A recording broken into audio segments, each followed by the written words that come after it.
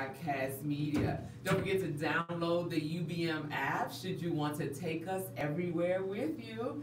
Today, I am just so excited. It's my Flashback Friday, and that's usually reserved for entertainment and fun and food and all of that. And so today I have in the studio Mr. Jeff Morrow. Say hello, Mr. Morrow. Ooh, thank you for having me. Listen to that voice. So you are, just to let everybody know, he is the voice producer currently for the hit TV show Empire. Yes, I am. Oh my goodness, what is that like? It's actually a great gig. It's a great gig. I actually am having a great time. I've been in vocal production and vocal arranging and stuff for many, many years. For so many years. It's nice to have a situation like this in Chicago. In Chicago. It's even though I travel a little bit back and forth from LA to Chicago, but most of its stuff is done in Chicago. It really is done in Chicago. We're going to talk about that momentarily. I want to do a couple of things. I want to first say congratulations, Dr. Finney and the Metropolitan Church with their Peace Planner Awards that will be going on tonight. So that's happening tonight. I've been talking about it all week. And then I am a member, I don't know if you know this, Mr. Morrow, I'm a member of Alpha Kappa Alpha Sorority Incorporated, and I have to send a shout out to the men of Omega Psi Phi. Today is their Founders Day, so happy Founders Day to all my friends that are members of Omega Psi Phi. All right, so the news that professionals are talking about. Orders, yesterday I was talking on the news about how Tesla is having a electric semi-truck coming out. Yes, and so they have already gotten orders for that, and they are saying that the Tesla's new product will give the company a chance to enter the $676 billion industry. So they are, everybody's excited already. I guess the stock is already, going up and everything is happening, but there's a downside to that. They're saying that about 3.5 million truck drivers are going to lose their jobs, over this. And so I guess that is... That's not good. Yeah, that's not good. I know, it's always for one thing that comes, something must go away, right? That is the circle of life. That's exactly what it is. And that's what's happening, right? But also in the news, Comcast has approached 21st Century Fox about an acquisition. So Sony and Verizon are also interested, says Wall Street Journal. But Comcast is in the talks with the media giant about an all-stock offer for Fox's international business, movie, and TV studio. Now, this is your world, right? That's huge, right? Huge. They're saying cable networks and a stake in Hulu would give Comcast control over the streaming service. That's major. That is a lot, right? Yes, that is a lot. So the interest comes after reports last week that Disney had been in similar discussions. They are also trying to, it just seems like one company, if you're not going to be bought out by one, you're going to be bought out by another. Yeah, one company's going to own everything after a while. That's what I'm saying. It's just going to be one company, right? One company, we run it all. We run everything. We control what information you are getting in your mind. But as long as we have stations like Urban Broadcast Media where we support African Americans every day, that is, that is our goal here. And so that hopefully they would not be able to take us over, right? Now, I also talked about, we're going to pray that is not the case. But Walmart, I talked about how Walmart.com will now have Lord & Taylor line on their Walmart.com. So they're going to have like a luxury line on Walmart.com. And apparently that conversation made Walmart hit an all-time high yesterday of $99.62 on the post of trading. So you mean when you go to Walmart late at night and you see like Elvis walking around, Elvis impersonators walking around, they're going to be looking for that line? They're going to be looking for Lord & Taylor. Well, no, it's not in the store. Oh, it's only online. So Elvis can sit at home and find yes. And Elvis is going to have to order his costume online. But but this is 2018 next year that this is supposed to come out. And somebody was telling me that it's just in time for Easter, but Lord & Taylor had to close it's a big deal. They had to close their flagship store in New York because people aren't walking in the stores and buying it. They are now actually doing more shopping online. I know I do. Yeah, Amazon and all those things every day. That's the word that's going to take over. That's the company that's going to take over. That's the one that's going to take over everything. So we shall see. And also, we talked about yesterday, Meredith Corporation made a bid for Time Incorporated, ranging from $17 to $20 per share, according to Wall Street. So the offer is backed by a $500 million equity investment by the billionaire Koch brothers, values Times at roughly $2 billion. So if this deal goes through, the publisher of the Family Circle would add Times 130 million monthly unique U.S. visitors and expanding online video business to its arsenal, as the industry is facing shrinking audience and print advertising. We just talked about that, right? Yeah, that is just, that's what is going on and what is not happening. So they're saying the idea of the day is that your workplace may attract employees with perks like ping pong tables and stand-up desks and things like that, but that's not really going to make them happy in the long run. They're saying it's important to have a trusted, supportive network right there within the workplace, you know, which is quite like a family. Now, over there on the set, is it like a family over there at Empire? Does it feel like that, or because you play a different part with, you know, working? I'm not on set every day. I'm in. There's a studio that's connected. The show is shot at CineSpace, which is on the near west side, and there's a studio that's right off, right on the corner of the property where all the music is done.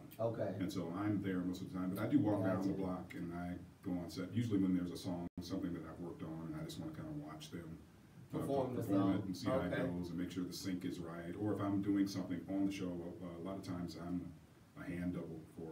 I do Forrest Whitaker's hand doubling. So whenever you see his hands come in, you know, I wondered how they did that. Yeah, I was just like, you all could not have learned how to play the piano in such a way. But you're talking about the nicest guy.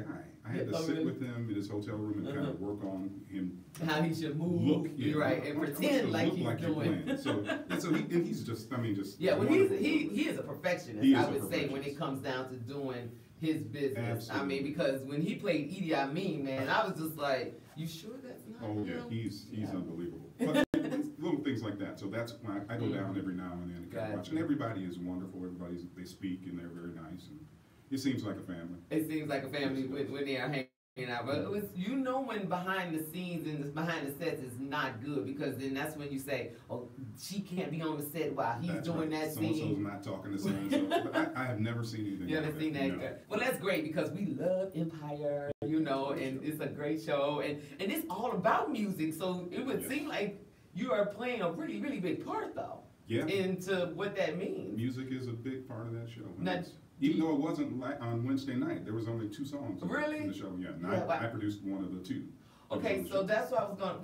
We're gonna get into that. We're gonna take a quick break, and we're gonna talk about your writing and or producing, or you know, what part do you really do with regards to putting those songs on that everybody are blown away sometimes with watching these actors and actresses perform. So I am so happy to have in the studio Mr. Jeff Morrow, who is behind the scenes, and I know a lot of times behind the scenes guys don't get these opportunities. That is true. So you know, but I believe that you know it takes a village to put that on. So we should honor and congratulate you for what it is that you continue to do. We'll be right back. You are listening to Empower Hour with Bertina Power on Urban Broadcast Media. Nope. That little cord. Okay. Well, maybe. You see that little cord? It's in your face. All right. So we're going to keep talking a little bit, because apparently we are not ready to go to commercial break at this time. Oh, we have a phone call. All right. Already we have a phone call. Caller.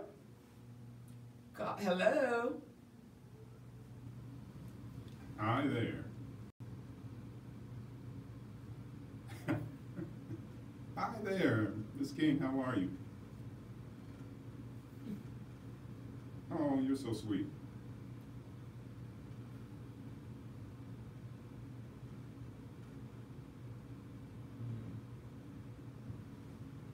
Thank you.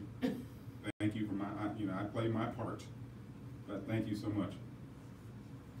I have known her for all my life and worked fashion shows and church programs and everything. From way back when. Way back. And she's just a sweetheart. Always supportive. Well, thanks for calling and sharing that love on Empower Hour today with so that we can know all about Mr. Morrow. That's what we're trying to learn, because he is behind the scenes with this information. So now she said Hammond. You're not from Chicago? I am from Hammond, Indiana. Hammond? You're from Hammond? Hammond, Indiana. Nice. You went to school in Hammond? Been there a long time. Oh my God! Wait a minute. So we have somebody behind the scenes here. He's gonna talk to her on the break about that. But so you are from Hammond, Indiana, and you commute back and forth to Chicago? I live in Indianapolis. Oh, you live in Indianapolis? I live in Indianapolis. And you come from there? I keep an apartment in Chicago. I see. And I work in Chicago Tuesday through Friday morning. Okay. And I go back home. Okay. But I grew up in Hammond, Indiana. And if you notice, every post that I post, I always put a hashtag, a brother from East Hammond. A brother from East Hammond. Absolutely. I know that's right. You got to remember where you're from, right? It's good. I think it's wonderful for children to growing up there to see and go, okay, this guy came from right where I'm going to school right now, and look what he's been able to accomplish with his life. So I should be able to do the same thing. What stops me from doing that same thing? Well, it's always usually just the mindset sometimes. They think they can't do it. But Michael Jackson did that with Gary, right? Sure always said I was from Gary, you know, and the whole town is designed around, you know, Michael Jackson from Gary, Indiana. So it's some talent that is surely coming in. That Northwest Indiana, you got some talent. Especially musical talent. You know, y'all are really captivating that whole musical world down here in Indiana. So I guess if you want to know or do something in music, you better hightail it over there to the corner of Hammond, Gary, Northeast, East Chicago, East Chicago, Island, right, that whole area. Now, did you get your music? Where did it come from? Where did the love for music come from? Sometimes it's a grandmother or church or where? You know, it's funny. And my students always, I teach at Roosevelt and Columbia University. Oh, okay. I teach voice. And I always talk to my students, I say, you know, I come from a family of no singers, no musicians, I have one cousin, Roland Parrish, that played, and I went to his house when I was about 11, and he had a piano there. And I sat down and I started to figure out things. And I said, wait a minute, I can kind of hear harmonies, I can understand chords. And that's how I started it. My mother instantly said, okay, I'm going to put you in piano lessons. She put me in piano lessons, and then when I was about 14, she put me in voice lessons. I ended up getting a voice scholarship to college. Went to Valparaiso University. Yes, Valparaiso. Yes, all right. Came out of school there, taught school in Hammond, Indiana. Well, that's why they have such good musical background, because you all leave and come back. Yeah, come back. Which is great. And then I was working, playing in churches and things, and I think that always is a big plus for your ear training, and just understanding music, understanding how to deal with people, understanding how to deal with Sister Johnson that doesn't quite sing in tune. But she gotta lead the church song now. She gotta lead this Sunday. Finesse her to get that right and not step on anybody's toes, because you don't want her family upset with you. So you know, I think in church in school, I had a very good teacher in junior high school, Miss Jacqueline. And so it's good to have somebody to see it and then nurture it, right? Would you not agree? And we were talking about that ability to recognize it and nurture it. Now, your parents might have some other thought that they wanted you to be doing. They might have wanted you to be a doctor or a lawyer. I don't know, but apparently your mom said, hey, he's liking this music thing. Let me get him a piano lessons, voice lessons. My mother was so supportive, and still to this day. She sent me a text this morning, and she is so supportive. She said, you know, whatever you want to do, babe, that's what I'm going to help you do. And I said, well, this is what I want to do. I want to do music. I don't know what in music. And you know, she said some words to me after when I was ready to graduate from college that I pass on all the time. I said, Mom, I'm about to graduate with a degree in voice and education. I said, you know, what am I going to do? And she says, I don't know what you're going to do, but just be ready.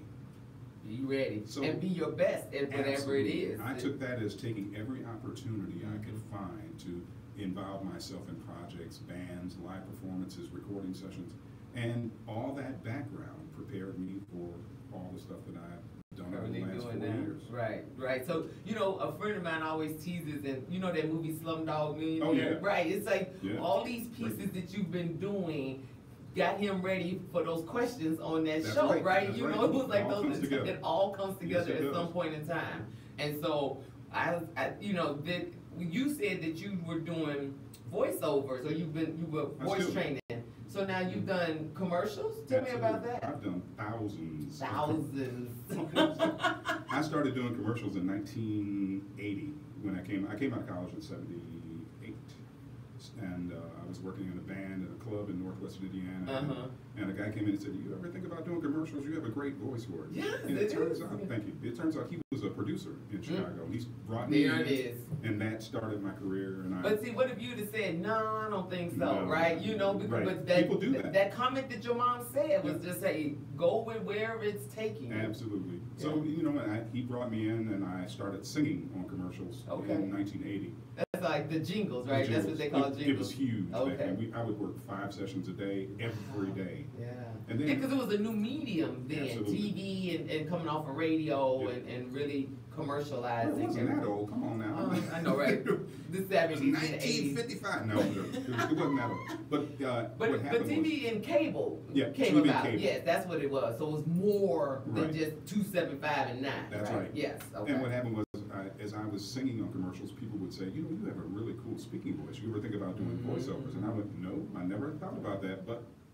And so Sharon Kimbrough from Burrell Communications called me one day and said, "I have a session for you. I want you to be at the CRC." And I went to CRC, and it turns out that the session was a voiceover session, and I had never done a voiceover session. And I remember saying to her, "Sharon, this is not. No, I'm not reading this." And she said, "Boy, you better get in there and read." And it started a whole new career for me. Wow. So then I started singing and being the voiceover on Sprouts. So what are some of the ones we might know that you've done before for voiceover? I was the tag voice on McDonald's for 20 years. Really? So what was that line? Tell us the line. Prices, participation may vary. Sears for detail, special type. Oh my God! And that was forever. And I still do it every now and then. I did McDonald's last week. But I was the voice of Tony the Tiger briefly. No way, not Kellogg's. Yeah, Diggum. I was the voice of Diggum for a couple of years. Oh my goodness. I was the voice of the Green Giant for a while. So I've done. Not Jolly Green Giant. Yep. Okay, what was that? I need to hear that one. Can you remember? For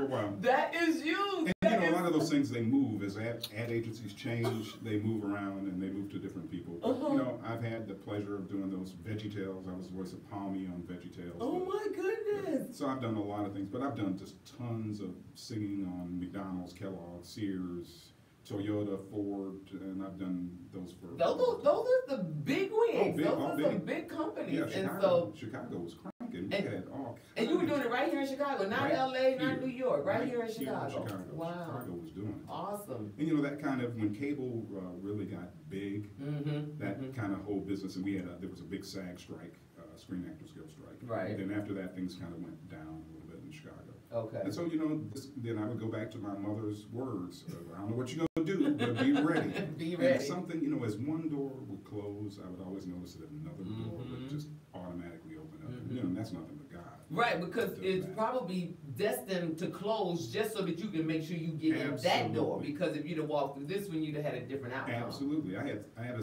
situation recently. I was doing some work, and the same kind of thing happened. And one door closed. And another one opened. Absolutely. All right, well, we're going to get back. This is just so exciting. Did you hear that? He is the Jolly Green Giant. Ho, ho, ho. That's funny. I know, right? All right, so you are listening to Urban Broadcast Media. I am Bertina Power, and I am so geeking in here on a Friday talking to Mr. Jeff Morrow, who's the voice producer behind the hit show that we all love, Empire. But we'll be right back after these messages to learn more about how he came from where he was to where he is now. We'll be right back. This is fun.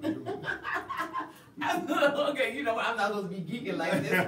But I was like, that is awesome. So you were that tagline on the McDonald's thing. I still do it sometimes. Yeah, no, like, how do you talk that fast? And back then, they didn't have the ability to speed it. Gotcha. So you literally had to talk that fast. And I still do AT&T now. I have some stuff on there now. And I'm always that fast talking guy on AT&T. Yeah. And but that business is funny. As you get older, the people that hire you are younger.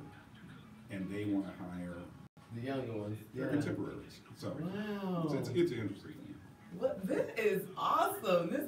Do you see who I have? Hey, everybody out there on YouTube and UBM. Let's see what the people are saying hi.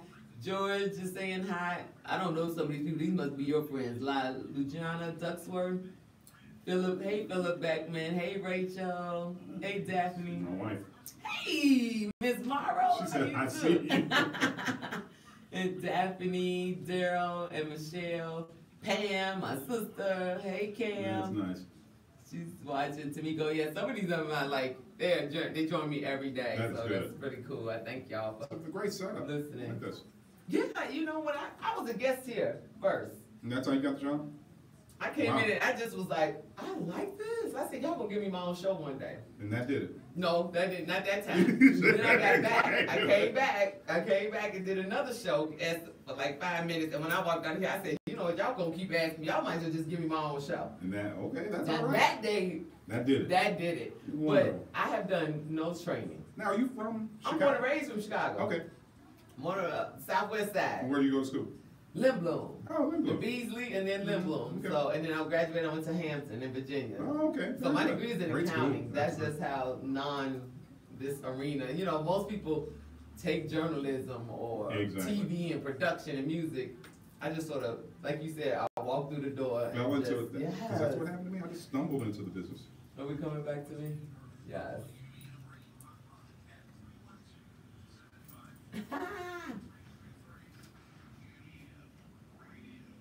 All right. You are back in the studio listening to Bertina Power on Empower Hour. And my special guest on this Friday, Mr. Jeff Morrow, who is the accomplished, not only a singer in his own right, voiceover artist, arranger, voice coach, vocal producer, you know, and is working on the hit show Empire right now. But you've done some background vocals for some big ones too. Yeah, I have over the years. I've done a lot of record projects over the years. R. Kelly. Yeah, please drop some names. Let's let everybody know. Well, R. Kelly, I was on tour Aretha I Franklin. was just on tour with her the first part of the year. I did. Oh, this year. This year. This is not like This year. past. This is now. No, it was this year. My really good friend is her musical director, Fred Okay. Nelson from Chicago. Fred Oh, yes, Nelson. Yeah, yes. Fred.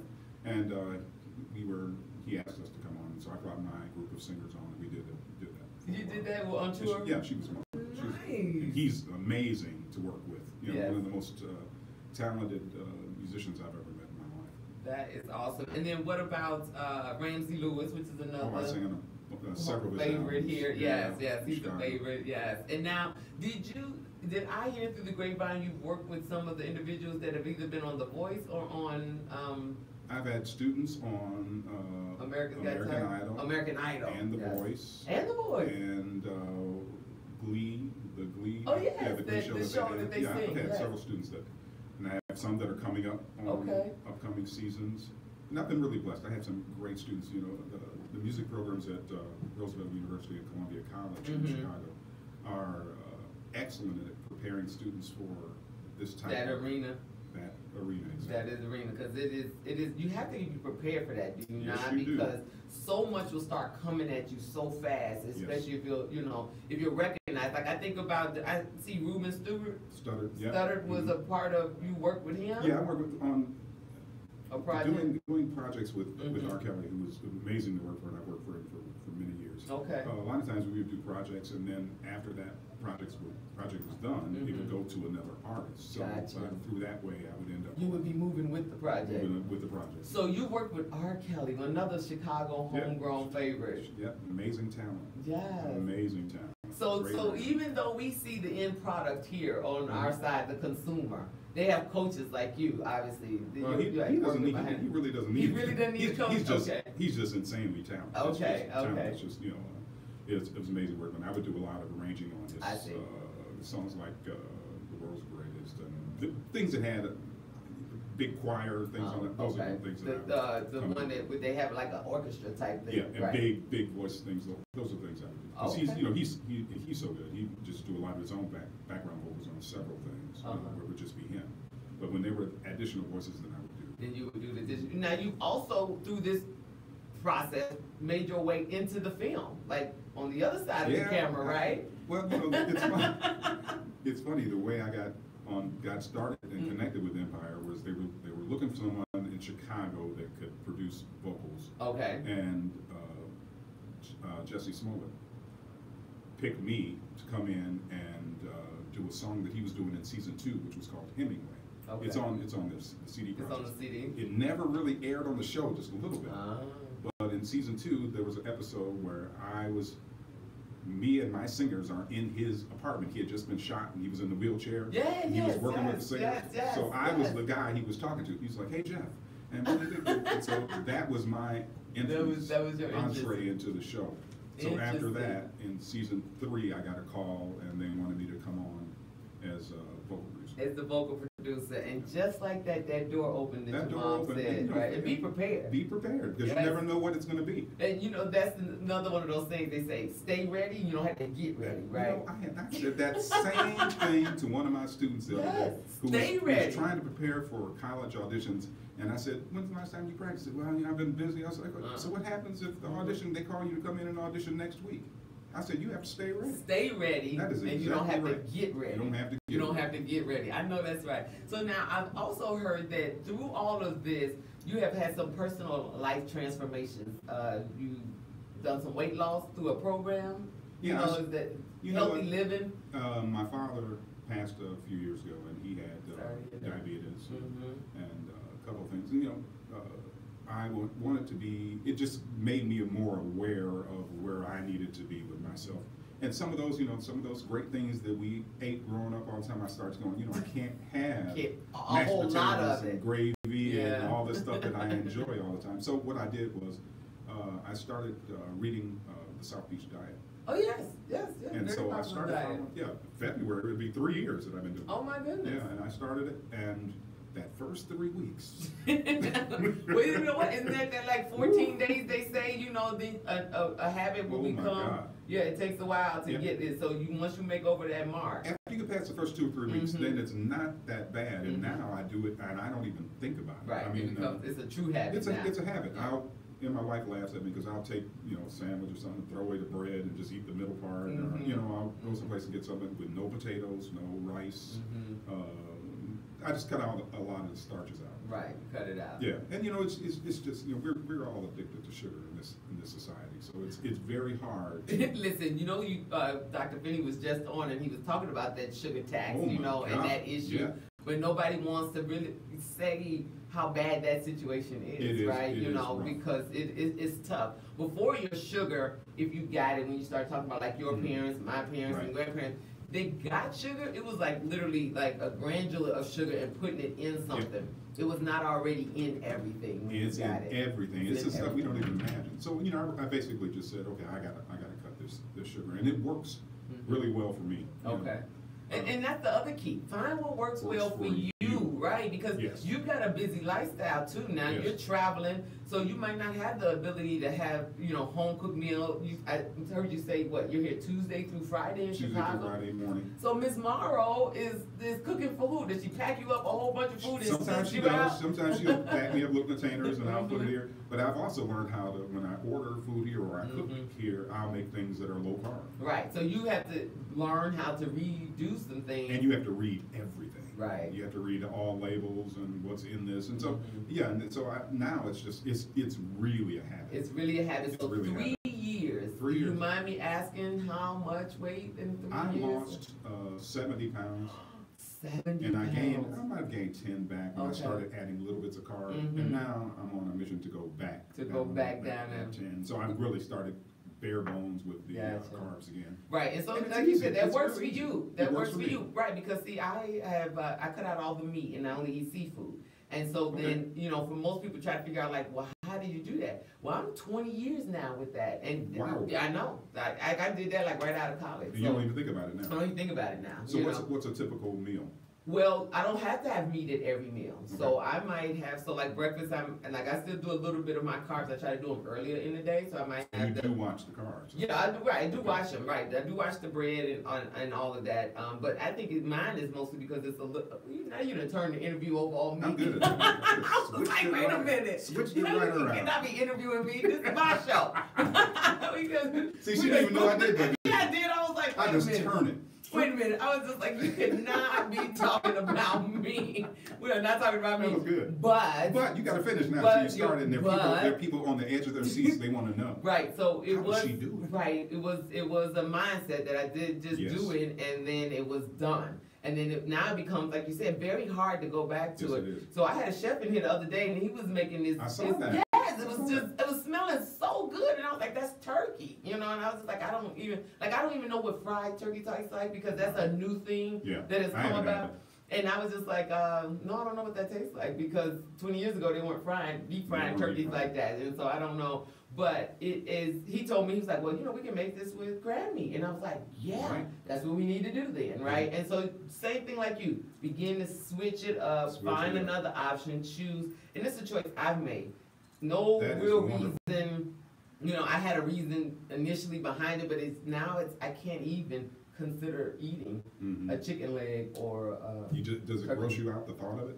Pretty much. Yeah. This much it would, but I don't have an issue with being around it, or other people, like I'm not a bandit for, making somebody think my way. Now that's about the only thing I can't stand about certain people with doing stuff. It's like, no, this is Bertina's choice, and that's okay. Your choice is that's your thing. Jeff's Do your choice. thing, and that's fine. And leave me alone. I'm gonna let you be you, and you let me be me. Well, we're getting near that time of year where it's tough. Well, I was just right. It's tough time.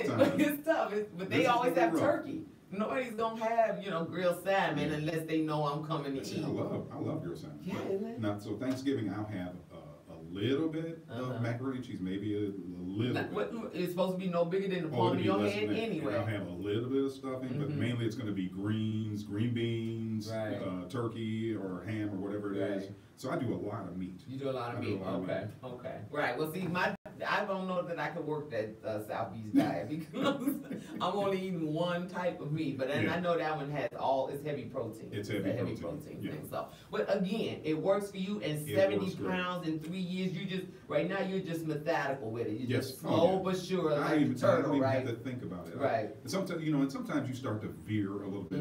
It's okay. It's light. I don't have a donut with this coffee. It's light. But the thing about sugar is, once you do it, you get it's that like your brain. It's like a drug. Like it just drags you. You want to have more and more sugar. So I've learned to really kind of just don't do it. Right. It makes it hard. And they did just put a new Krispy Kreme over.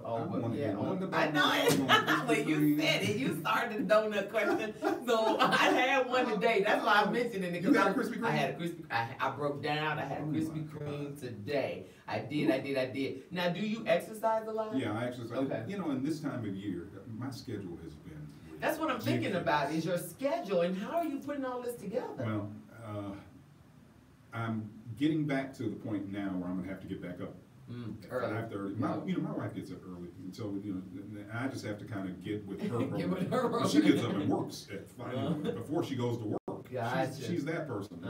I have to get up and do these 10 things before I go to work. Before you go to work to do 90 things. 100 more things. So, and then come home, maybe one of the rest. So you don't have to do them when you come home. Yeah, so my thing now is I have to get back to the point where my diet is good now. I'm back, got that back locked in. So I have to get back to the point where I get up at 5:30, 6 in the morning, get over to whether it's here or in Indianapolis, get to a health club, and then go do whatever I have to do. But it's been But you know what though? All of the people, the specialists that I talk to always say, if you can get the food, the exercise, it's like 80% food. Yeah, it is. 20% the workout and exercise. Now the exercise is all about, keeping the heart and that metabolism. Right, that's what the piece is about it, but it's what you put in. You don't have to fight as hard to get off if it's the food that you have. I got that part down. I got the food down. Like now I got to get back to my workout part. You got to get back to the workout part. In fact, as Thanksgiving is rolling around next week, I'm bringing in my trainer, Dre, from D3, because that is exactly it. You've got to be prepared. You've got to be prepared for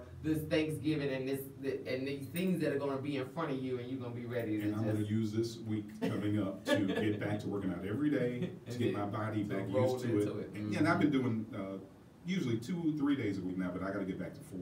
Back to 4 days. Now I feel better. Okay, so you are just this all-around kind of guy now. So you eat. I know, right? So you're eating healthy. You started with something young, which was music, and then music lessons that has led to this. And you not only work, right, where you get a paycheck, but then did I understand that you give back in some ways through the community? Is it under the guise of the music? I do every now and then. I'll get to go and speak at schools and things like that. But I've been involved with my church when I was in Chicago before I got married 6 months ago. I was in Chicago. Oh, you a newlywed? Hey, congratulations, new. I figured you could tell me you've been married 20 years. You said 6 months. You are brand new. Yeah, okay, well, congratulations. Thank you. So when I was here in Chicago on the weekends, I attended Bright Star Church, Pastor Chris Harris. Yes. And I was involved with the music ministry there. I was also involved with Bright Star Community Outreach that is very active in this area. Right, I was just going to say, so if you went to that church, did you lead? Well, we're going to get him on here. Then, I talked to him this morning. We're going to have to get him on here and talk about what it is he's doing in the hood, because I do like to honor those doing good in the hood. Once a week, finding an organization, a pastor, church, whatever, that's doing good in the hood, because I feel that it's best to make sure people know. Right. Like, you know, they're just doing it because they have a love for it, a passion, whatever it is that they're doing for it, but it doesn't mean that we don't need to know about it. Well, he's my really close friend, one of my best friends, and he has a lot going on with the Turn Center, which is, it's all about, it's here in Brownsville, and it's about trauma and helping people deal with trauma, you know, with all the stuff that's going on here and in other cities, not just Chicago. It affects you when it's going on someplace else too, because you get worried. Absolutely. And then your anxiety, and then you're stressing, and it hasn't even come your way, but just the thought of it. And imagine the families who it has come their way. You know, his program really helps families and youth deal with the things that are going on after trauma.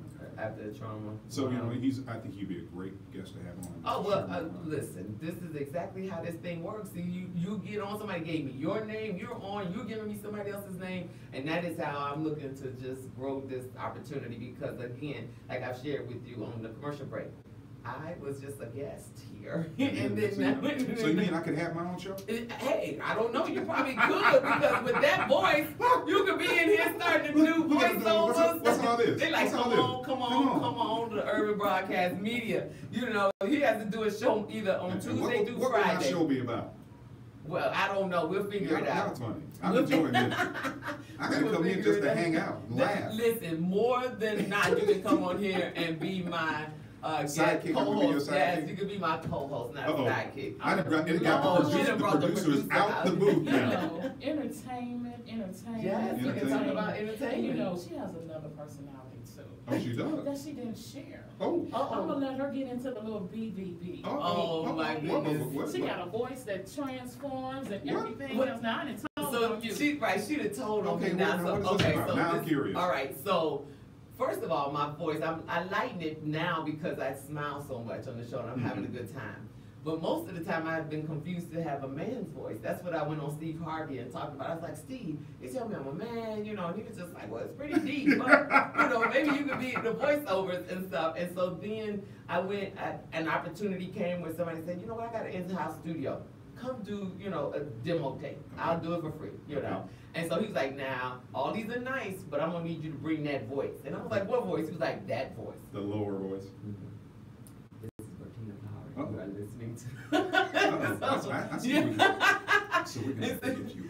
Right. Yes, so that's the key. Is that Bertina. Right, so actually, I had to change my name now. I can't be Bertina on that one. So what would this is Jeff and Honeybee. Yes. This is Honeybee, and give us a call this midnight hour and talk about what has your man done wrong. Ooh. Yeah. Yes, you know, we got the Heartbreak Hotel. Okay, this is not supposed to be how much fun I'm having on my show on a Friday, but it is. Why is everybody in the control room up, waving and jumping, and what the heck is going on? That's because something has gotten started up in here. Okay, so we're gonna have to take a station break. That sounds good. Yes, you are listening to Empower Hour with Bertina Power on Urban Broadcast Media. We'll be right back. Oh my goodness, it's all right. I told you this was gonna be fun. I did not know she was gonna have me break out my whole voice thing, you know, and then it was, talking about this late night thing. But I've been teasing her. I was like, so have you thought about doing that? Yeah, no. I mean, I did, and she was saying that we might, but I have not gone there. First of all, this is 6 weeks. I'm 6 weeks Oh, doing this is new. This is brand new. Yeah. I'm like less than you've been married. 6 weeks. You talking about me? I thought you've been doing this for a long time. No, sir. 6 weeks, and that's what I was trying to tell you. I was like, my background is like real estate. Oh wow. Yeah, This is great. But everybody's been talking about this voice, telling me about this voice. Since I was a little girl, I've had this voice. So like, if you call me in the morning, you know, I it's might. Really low. Yeah, it's really low. You have to know you're calling me, or the first thing they're gonna say was, "I'm sorry, I have the wrong number. I'm looking for Bertina." And I was like, "It's Bertina." And they're like, "Are you sick? Are you asleep?" No. All right, we're gonna take this station break. I thought I said that a while ago, so you just put us on on blast. My little break. You are listening to Urban Broadcast Media. That is too funny. Yeah. So yes, we were talking about that. You should really do that. It'd be great late night. That real soft, that real. I know. That's what he said. So I have to send you the link to the Steve Harvey show.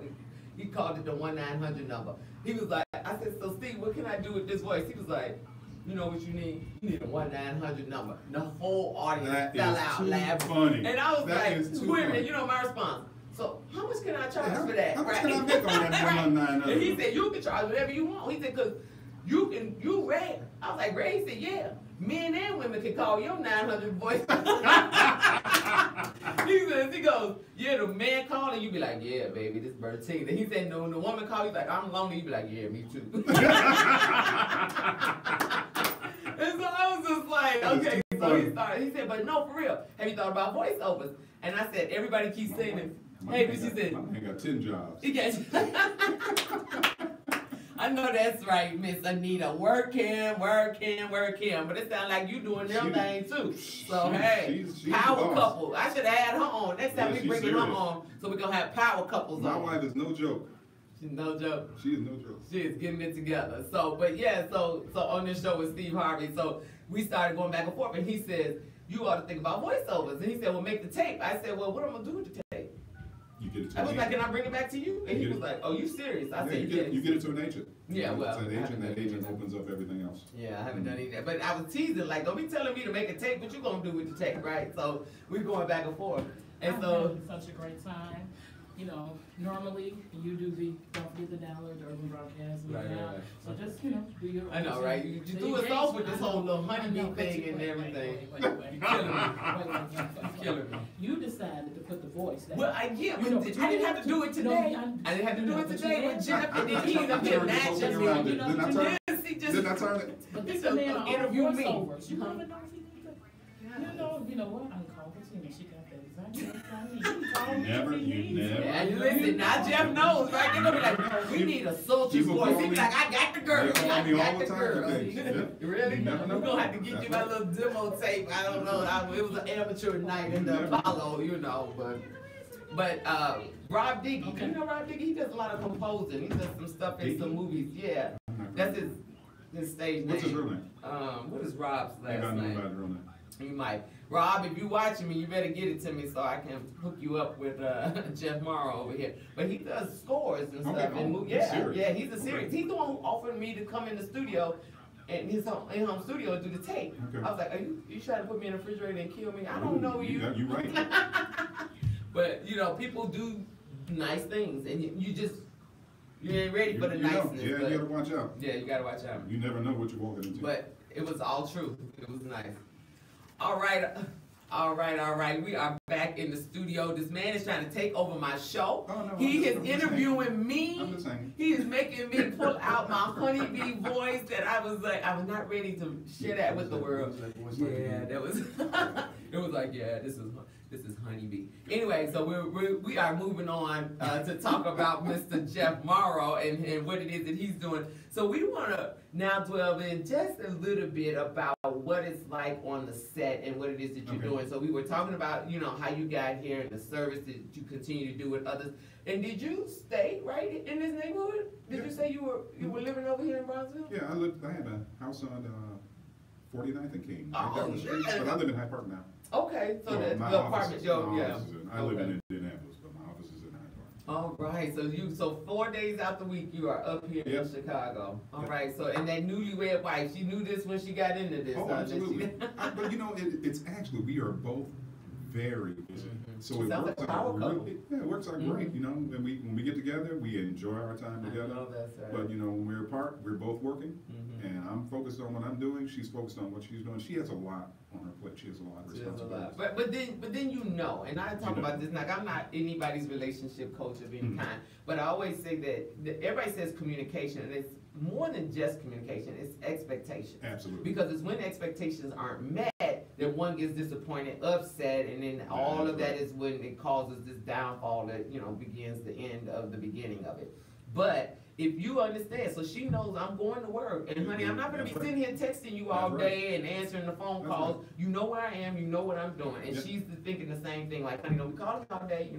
I'm getting up at 5 in the morning. We don't have time. We're both very busy. But you have that expectation and that understanding. You do that, right? Yes. Because if you were going into a relationship where you thought I should be text every day or at least once an hour, then you would have a problem. I would have no relationship. You would have no relationship. You would have a problem. That would be a problem. I am so excited that you decided to agree, because you're only here until you're going to be leaving here, going to head back home right after the show. But I can tell you about this on let's talk about that on Empire. So what happens is my boss out of LA chooses a song for the show.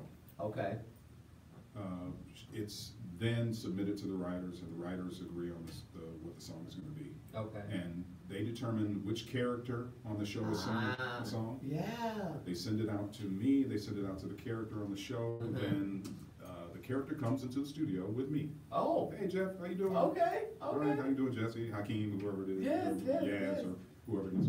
And then I record them on that song, and I coach them through that song and produce their vocals. So you're the one that says scream a little louder right here. Give me a little more feel here, or change this note here, or do this line. And so that's what a vocal producer does. That's what the vocal producer. I was wondering exactly what it is, or you in there like saying like me, but it's not quite like that. It is taking the song with the person who's singing it and saying, let's make this a hit. And you know what's so funny? I crack up. I always tell my kids, I say, now, watch the show tonight and pick which songs Dad did. And they'll go, well, we know you didn't do. And I'll go, you're wrong. I said, I did Shut Up with Hakeem. I did this rap song. I did this. Because, music is music. Right. And once you have an understanding of how to the notes never change. It's only so many notes. And it's about feel, phrasing, interpretation. And once you can get those things right, you can produce any kind of music. I can walk into a classical session and feel comfortable. I can walk into a country session. I can walk into a hip hop session, a rap session, R&B session, and feel equally comfortable in any scenario. But also a lot of that goes back to all those years of being a session singer and singing different styles all day long. We were groomed, all that time. Hey.